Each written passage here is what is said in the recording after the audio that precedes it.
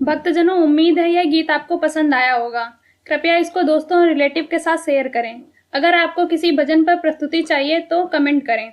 हम आपके लिए इस चैनल पर उस भजन को प्रस्तुत करने का प्रयास करेंगे। अगर आपने हमारे YouTube चैनल को सब्सक्राइब नहीं किया है तो तुरंत सब्सक्राइब करें और बेल आइकन दबाना बिल्कुल ना भूलें। धन्यवाद।